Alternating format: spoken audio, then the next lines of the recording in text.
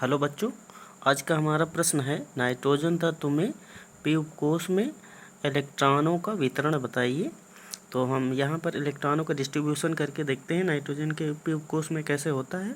तो सबसे पहले हम नाइट्रोजन का मूल अवस्था में इलेक्ट्रॉनिक विन्यास करेंगे।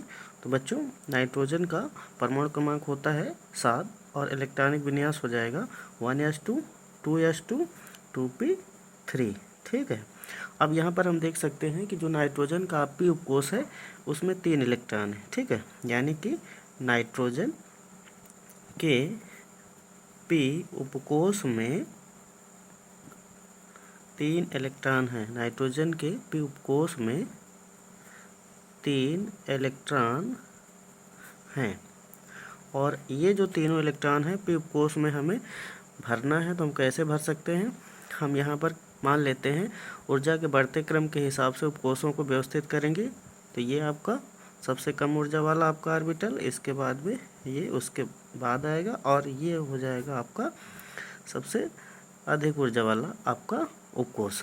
तो ये हो गया 1s, ये हो गया 2s, ये हो गया 2p। ठीक है, एक यहाँ पर और सिस्टम बनाते हैं जिससे कि क्लियर होगा, दोनों में कंपैरिजन करके देखेंगे।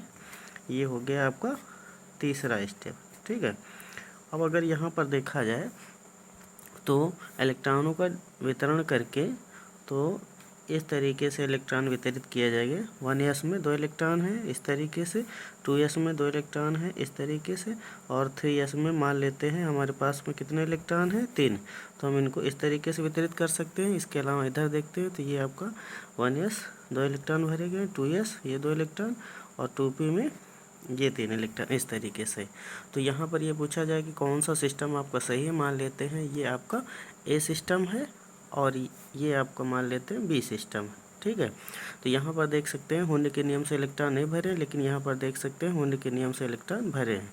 क्योंकि हुंड का नियम ये कहता है कि ऑर्बिटलों में सबसे पहले एक एक इलेक्ट्रॉन भरो, जब प्रत्येक ऑर्बिटल में एक एक इलेक्ट्रॉन भर जाए तो फिर आप दोबारा इलेक्ट्रॉन भरना शुरू कर सकते हो। तो यहाँ पर देखो तीनों ऑर्बिटल में पहले एक एक इलेक्ट्रॉन ना भर के क्या किया गया, पहले में 2 इलेक्ट्रॉन भर दिए गए। तो ये आपका गलत तरीका है, लेकिन ये वाला आपका तरीका सही तरीका है, क्योंकि इसमें देखो पहले प्रत्येक ऑर्बिटल में एक एक इलेक्ट्रॉन भरा गया। तो इलेक्ट्रॉनों के वितरण का ऑर्बिटलों के सापेक्ष ये जो आपका एक तरीके से सिस्टम है वो ज़्यादा सही है और ये वाला सिस्टम आपका गलत है।